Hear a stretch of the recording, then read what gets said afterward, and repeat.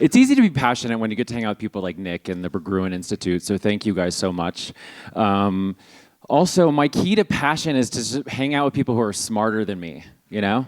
And luckily, I get to share the stage with one of them today. And the thing that I'm most passionate about, I don't want to embarrass you, but I think you already know this. The thing I'm most passionate about is a Dan Kwan interview. This is like my third or fourth one. And so I'm going to be... I know, you're going to get sick of me. You're squeezing me dry. You got nothing left to talk about. I don't want any other journalist to get close to you. I just want... I see where this is going. Okay. You're mine now. There's cameras here. This is on the record. Yeah. And because we know each other so well, Dan, I'm going to start with something personal just because this is a selfish question. I know this is an AI panel, but I just thought we should start with a little bit of an icebreaker because I just want to know how you're feeling. You know, we're sitting here in 2026. It's 10 years after your Sundance debut with Swiss Army Man, which was, yeah, round of applause for that. You know, I know because in my other interview with you, you told me what a humbling week that was, but it ended on such a high. You guys won, you and the other Daniel who's here. Round of applause for the other half, Daniel. You guys, it ended on such a high, you won Best Director, and the movie sold to A24. So a decade later, you're sitting here at Sundance. What are the emotions? I'm really mad that we're not in any of the marketing this year. Come on, guys, 10-year anniversary. You don't want the farting corpse movie all over you. Sorry. 10 years is kind of wild. 2016 is, it's funny, I've been thinking a lot about 2016 because that trend right now, everyone's posting about 2016, right? By the way, don't do that. They're using that to train their machines on you to show how people age. Stop it. Stop posting stuff, okay? Just be careful, okay? Be careful with these things. I'm feeling kind of tender about this whole thing because this is the last year Sundance is going to be at Park City. And I've been thinking a lot in terms of the ends of things, right? Things ending. That relates to Sundance here. I just found out that Vimeo just laid off most of their employees and are becoming an AI company. And Vimeo was one of, that was our home. That's one of the places that really helped our careers become what it was. We would not be here without the staff pick, if I'm being honest. And then, of course, you look at the world and you just see that the world order, something is happening, right? And then you add on AI, you add in so many things. It feels like everything is coming to an end. And I actually think this is a good way to start because my way into the AI nowadays, or how I manage to move through it without being overwhelmed all the time, is just knowing that we are currently in a transition, right? Things are coming to an end, but that also means something else is coming. And if we can all agree that that's true, we first have to mourn the things that are ending, but protect what really matters in that morning. Like once we see what's coming to an end, we can protect what matters and plant the seeds for what's coming next. And so much of my work is motivated by that one single principle, whether it's in AI or the stories I'm telling, the movies we're trying to make, me and Daniel are trying to make. As the world ends, as this old world ends, what can we protect, what can we fight for, and what can we plant for the next world? So, yeah. Wow. Now you guys see why I like to interview him, right? I just toss up a question and get out of the way. But also you're here this year after an incredible Oscar night a couple of years ago for Everything Everywhere All at Once. Do we call it a sweep? We can. And I think it says so much about the fact that you're here with the first film after that night is an AI doc. So I want to talk about that first because it is the reason we got you here in Park City this year. And I wanted to ask you, why did you jump in on that film as the next thing you put a lot of time and attention into? And what do you hope audiences learn about AI in a global context? The first thing you got to know about doing an AI doc is no one wants to do an AI doc. No one on my team wanted to do it. It is one of those things that it falls in your lap, and then you realize the longer you look at it, that some team has to help bring clarity to the conversation. And so right after Everything Everywhere came out, I was looking to the next movie, and we were looking really deeply at new technologies that are coming. This was actually even before ChatGPT came out. And the more people we talk to, because we also got access to more people because of our success. I was able to talk to a lot of people in Silicon Valley. I was basically able to like realize, oh, this is really complicated. There's so many players with so many different ideologies. The topic is intentionally vague. It's a hyperobject where everyone is having siloed off conversations, and there is no one who can hold the whole thing. And because of that, the blind spots mean everyone is either fighting or putting their heads in the sand.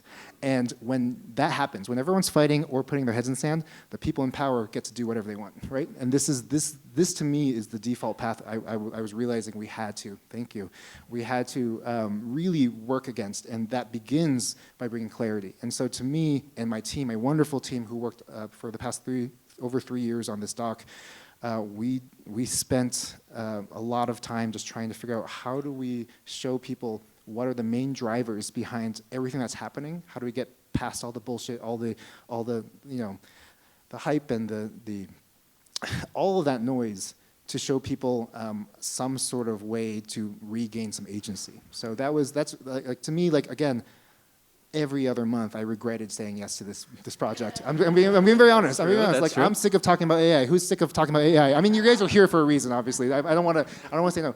Because this is the important thing that I learned, because I don't want to just be negative. This technology is both good and bad at the same time, just like any other technology. Every tool can be used for good and for bad, right? You can build things and break things with the same tool. The problem is with human nature and just entropy in general is oftentimes building things is much harder than breaking things, right? And right now the breaking things is much easier. So anyways, that's a long answer to your question, but yeah. It was great though. I wouldn't change a thing. I wouldn't change a word. You're just saying that because you want another interview. I'm starting to understand this now. Yeah, you gotta. I want to stay on the call sheet, you know. But also, we talked about, you didn't quite get into global context, but let's just make it a little bit more granular and talk about the industry-specific context, because you did talk a little bit about the tools, and we're here today partially to talk about AI and independent filmmaking, which we're going to get into because you just told me backstage how long you've been using some AI tools all the way back to high school, and I want to hear more about that, and I think the audience would love to too. But talk more about like just what you think. Because the doc specifically doesn't kind of get into the industry-specific stuff, but it's nodded to a little bit. Yeah. I mean, the short answer to the global context is like, you're all asking like, why is technology being integrated into every part of our society, right? Why is it everywhere? And the short answer is we are caught up in a geopolitical corporate arms race between all the nations and all the corporations who are trying to basically get the biggest market share so that they can get, AI dominance over the globe because they believe it's going to help with their economy, with their militaries, all these things. And what the side effect of that is they are rapidly deploying this technology on a society that is not ready for it, right? Every one of our institutions are incompatible with this technology. If you look at the education system, none of it makes sense now because if you have things that can just spit out like essays, like this. If you look at journalism, what is it happening to our ability to know what's true? We are not ready for this, and we are the collateral damage. So I'm just going to put that out there. We need global coordination. That's like worth just putting out there because thank you. Because I bring that up because when we come down to Hollywood, you have to know that context so you can look at it and say, oh, we're in a tricky situation too, right? It doesn't matter, again, if you think that this technology is going to be amazing for filmmaking or terrible for filmmaking. I believe it can be both. The one thing that we all have to agree is that this technology is incompatible with our current systems, our current institutions, our current labor laws. It kind of carves a bunch of lines through all these walls that we've put up over the last 100 years. And the tricky part is like, let's say you're someone, how many people here really love using AI and are actually really excited to be using it? Don't be shy. Yeah, okay, great, awesome, okay. So.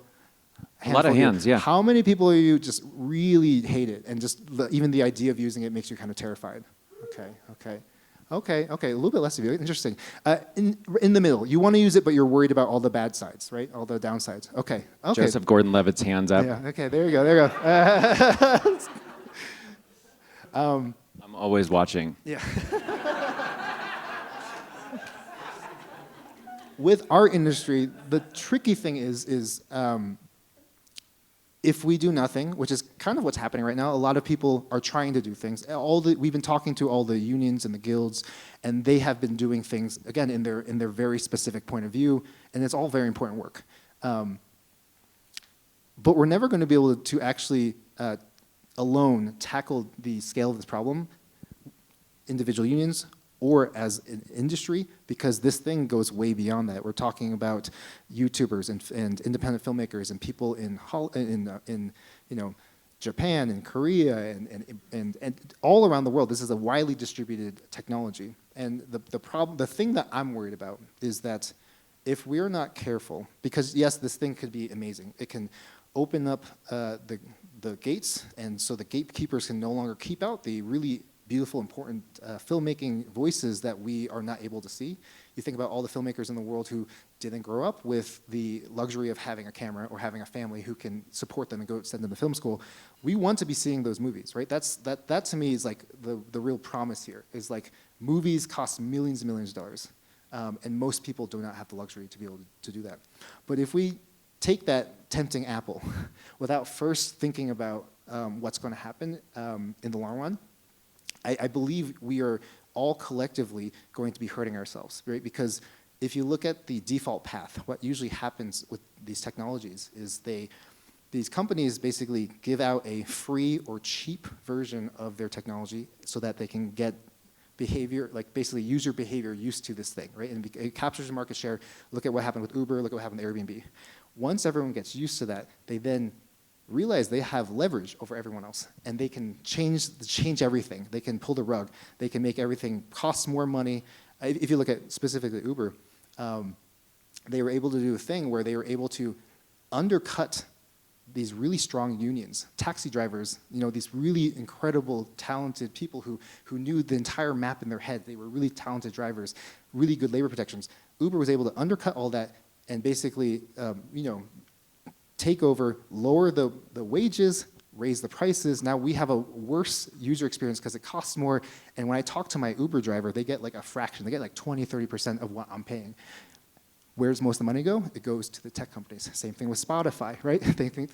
And my fear here is if the film industry, not just Hollywood, but the film industry at large, YouTubers, influencers, independent filmmakers, if we're not careful, and if we don't come together to set the terms for our industry, the tech industry is going to set the terms for us, and they are going to slowly siphon up everything until they are the ones who hold the keys to our industry. And wow.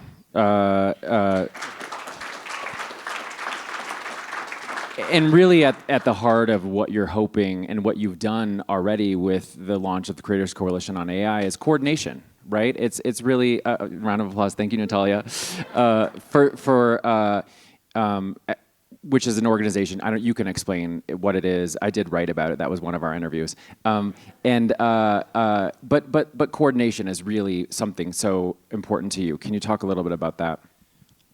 Yeah, I mean, I could talk about coordination forever. I feel like it's our last hope in a lot of ways for most of the problems we're facing. The Creators Coalition AI started because a bunch of people like myself who are within our industry, Joseph Gordon-Levitt's one of them here, sitting with Janet Yang,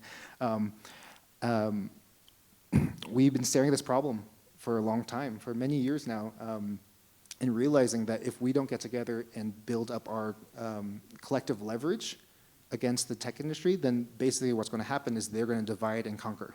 They're going to cut a deal over here with Lionsgate, which they already have. They're going to go cut a deal over here with OpenAI, which they already have. And slowly what's going to happen is we're going to lose leverage because we're going to be signing away our ability to withhold our business before they actually, again, come to our industry on our terms. It's like they are coming into our house, follow our house rules. Asian households, you take your shoes off, right? You don't come into my house with your shoes on. This is why we got together and realized we need to have a way to have become a coordinating hub between all the unions, the agencies, even the studios. Anyone who wants to, and especially the creators and the independent filmmakers, anyone who is concerned about how this technology is going to be used should be coming together, even if we all have very different opinions and very different perspectives and wants and needs. Finding the areas of overlap is going to give us so much more power because, again, when we are fighting, when we are divided, the people with the money and power are going to get their agenda pushed along. So what the CCAI is doing is, first off, becoming a place to unite. The second thing we're trying to do is if we can acknowledge that our systems and institutions are incompatible with this technology, we need to build and upgrade and rebuild our systems and institutions to make them strong enough and robust enough to be able to handle this technology with responsibility and to know with wisdom when to say yes to the tech and when to say no, this application, this use case is actually wrong and we shouldn't even be using this. The next thing that we all have to do is, like, once we set up and establish this basically new delineation between how this technology can be used as an assistive tool, ethical assistive tool, versus a something that's problematic that destroys our ability to know what's real or takes away jobs. Then we have to basically use our collective might to push back against basically the worst incentives and the ways in which big tech has shown through history what they like to do with other industries. And the last thing what we're trying to do is to connect to other industries, realizing that the teachers also need to be doing what we're doing, and the doctors and the lawyers and the truck drivers. If everyone comes together within their different industries and unites, rebuilds, and fights back against the tech industry, the tech industry is going to be hit from all angles. And the reason why this is important is right now we can't rely on the federal government, right? The federal government, this current administration has signaled they have no interest in regulating. They've removed all the red tapes, and in fact, they are going to sue any state that tries to regulate on a state level. AI regulation on a state level, they are going to sue those states. This is wildly unpopular. Last time they tried to sneak this moratorium into a bill, it was voted down 99-1 by the Senate. 99-1. The people who led this were the evangelical Christians. Evangelical Christians and also the hippies like us, right? People want AI to be regulated, and unfortunately the federal government isn't going to do that right now, and so we need to think of another way. And so to me, the CCAI is trying to look at what is ahead of us, the problem that we have, and we're never going to solve it completely, because it's not a problem to be solved, it's a relationship with technology that we have to rebuild and relearn together. And we're trying to find new ways to frame the problem, look at the problem, and again, bring back agency to everyday people who feel like we have none when it comes to the technology. Mm. That could be scary or heavy for a lot of people who have been thinking about these issues for a long time. And you said a couple things there that I wanted to go back to about just having a conversation. I think one of CCAI's rallying cries was, tech and creatives coming together to collaborate so that they can flourish, but at least just be in conversation with one another. Because you'll be the first to say that AI tools are helpful for filmmakers. I mean, you've been using them since high school. You mentioned Peter Jackson obviously uses them on Lord of the Rings. So many people don't understand exactly what AI is. And so why don't you give us just a brief explainer of like your history with AI so that people know that you're not sitting here, listening to what you just said. People might think like, oh, he hates AI, but that's not entirely true. Yeah, I mean, we all have complicated relationships with technology. Like, how many people here want to throw their phones out the window because we're addicted, right? It's insane. One thing that is really troublesome when it comes to the AI conversation is it sometimes feels like we're in the Tower of Babel, right? When I say AI, it means something different for everyone here. Every single person imagines a different use case, a different technology. It's really dangerous, actually, because when you combine how emotional this conversation is with how little clarity there is, that's where you get really intense friction, right? That's when, like,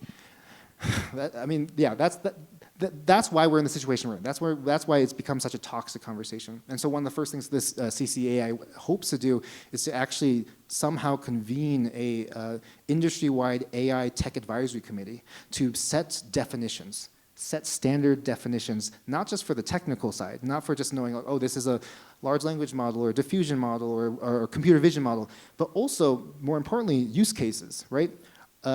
Using AI to clean up audio or to break up an audio track into stems is a very specific type of AI that I actually think is useful, doesn't take away jobs, and it could actually bring more efficiencies, versus using AI to generate a video of, Donald Trump, like, eating McDonald's. I mean, you don't need AI for that. I don't know why I'm saying that. You got to come up with a better example. Yeah, exactly. But like you and I riding a dolphin together, or That would be amazing. Or I honestly- would do that. I would do that. this is your turn. Or better examples like say you want to make Avatar 5, right? Obviously, right now the technology is not there to make a full feature, but to take that IP to build something and to actually, get rid of majority of the jobs that require for a single shot. That to me is way more problematic, and we need to be able to look at the full spectrum. Otherwise, we're never going to be able to have real conversations to move through this.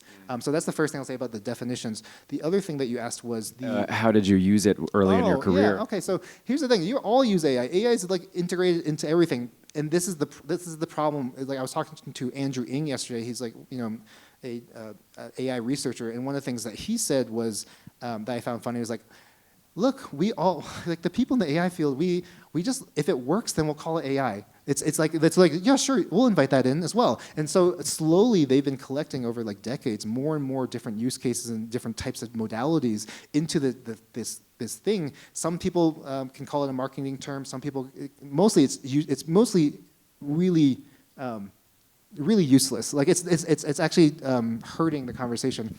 And so Peter Jackson was using versions of AI with crowd simulation back in the Lord of the Rings. Like when I was in high school and college, Adobe was in putting some of this stuff, machine learning and things like that for like automating rotoscoping or frame interpolation when you're stretching time and stuff like that. A lot of that stuff is using predictive models and things like that to assist in the project. And so there are versions of AI that have been used in filmmaking forever. The question we have to figure out is like first we define them. Then we have to figure out collectively, and I think as an industry and as creators at large, where are the lines? Just like with, if you look at the FDA and food, they have the nutrition facts and all these things. They've created all these ways in which for us to look at food and be like, oh, this is good and this is bad, right? That's the bluntest way of putting it. I believe that one of the only ways we're going to be able to move through this transition is to basically build a collective language so that we can actually make these decisions together. Otherwise, who's going to be making decisions? The people who are going to be making the money, right? And that's the last place we want to be holding all the leverage and the power, because definitions matter. Definitions have like major implications on people's lives, and so yeah, I would love to talk more about all the ways I think it could be great, right? All the ways in which I think we can just empower. a couple examples. Well, the first analogy I want to say, and it's a crude one, but it's worth saying because it sticks, I think, for people like Autodesk or anyone, Adobe, any of these companies that are trying to sell us their toys, right? They're like, hey, look what we got. Imagine, this is, again, crude metaphor, but we're all sex positive here. You're in a relationship, you have a relationship with someone, and they're loving and it's great, but not always the best communicator. They say, hey, we're having an orgy. We're bringing a bunch of people over. Doesn't that sound great? And you're like, hold on, who's coming? What are the rules? How do we, are there safe words? And they're like, no, look at the tools. Look at the toys we have. Like, we're going to have a dungeon, This is what the tech industry feels like to a lot of crew members. When I talk to the Animation Guild, when I talk to the Voice Actor Guild, right? These people, their livelihoods, the future of their life is on the line, and it's not just facts, this science fiction. It's not speculative. Obviously, for some other crew members, it's a little bit more speculative, but for animation and voiceover actors, there are some very real working tools that will replace them. And so, to me, like before we can even really talk about the toys, it's really important that all the tech companies understand, because to me, I know these people are not a monolith. These companies are not all just bad actors who are just trying to profit off of human creativity. Because I've spoken to a lot of these people. I know a lot of these people. That being said, oftentimes that's just how the incentives work. So even with the best intentions, that's how things are going to move. And so one of the things the CCAI is trying to do is bridge the gap between the tech people and the film people who want to do this right, who want to do this in a way that puts humanity at the center, which is why another one of the things that CCAI says often is this is not a line between the studios versus the labor unions. This is not a line between the film industry versus the tech industry. This is a line between those who want to do this fast and break things and those who want to do this right. And so to me, that is actually how we get past the polarizing bullshit of the past 10, 20 years that have basically caused us to be in gridlock, right? We need to have far more nuance, and we have to basically do everything that the algorithms are telling us not to do, right? If the algorithms are telling us to separate and basically just hate each other, we have to come together and make bridges. If the algorithm is telling us to hate ourselves so that we buy their products or whatever, we have to find a way to love ourselves. It's all these things that I like on a human level that I really like about the AI conversation is it forces us to ask ourselves these questions. What does it mean to be human? What do I value? What am I trying to protect? Because when you ground yourself in that, that's when you're actually able to enter this conversation day in, day out. And I believe everyone's going to have to do that to some degree, because this is an all hands on deck situation where we need everyone to be putting their hands on the steering wheel for how this technology is used. So yeah.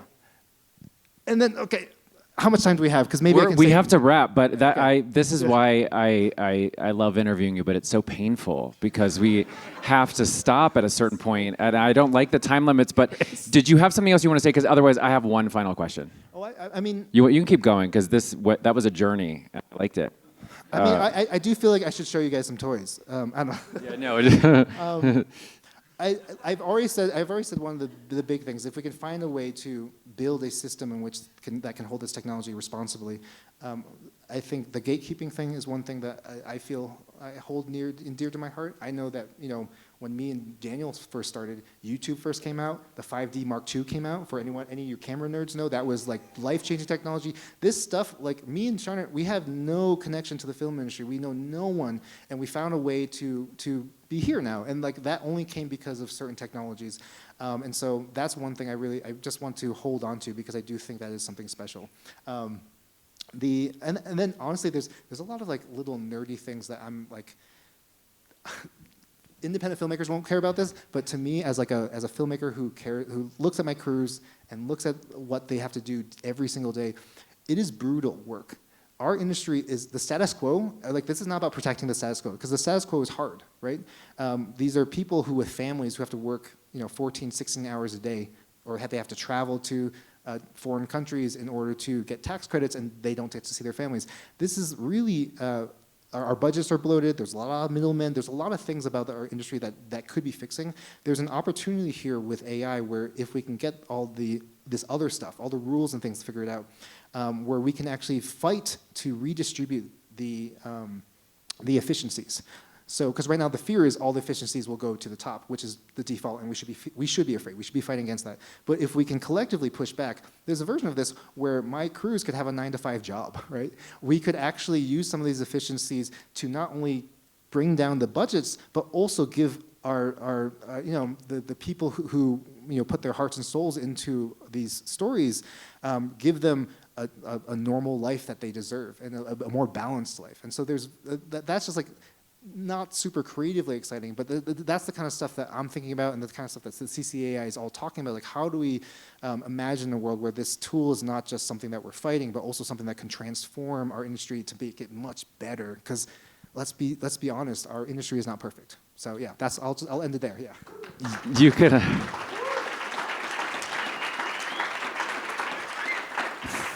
Thank you for that. We didn't get into the AI doc, so I'll just give you a plug and just say it's a must-see film. It premieres this week. You guys should definitely go see it. It's really amazing and a lot of emotions. It will help you process a lot of the stuff we're talking about, exactly. But at a larger scale. It's not just about the film industry, because I think everyone, show your parents, show your teachers, like show your kids. Yeah. The doc is meant to communicate to everyday people, and especially people who are scared of engaging, people who don't want to have anything to do with it. This is made for you, so just come in. Hopefully, it's a safe place, and we're premiering on Tuesday. Yeah, thank you so much, guys. Thank you. Yeah, Chris. thank you, and also. And I think that's really what Autodesk wanted to do. You'll see the doc, and it'll start conversations. And I think that's what Autodesk really wanted to do. Just have conversations about this technology, as you do so brilliantly. Now you guys know why I am obsessed with interviewing him. And if anyone's keeping track, Joseph Gordon-Levitt did raise his hand when Dan asked if anyone wants to throw their iPhone out the window. So text him now if you need to reach him. And Dan, Thank you so much. I so appreciate you. And thank you, everyone. Thank you. That was awesome.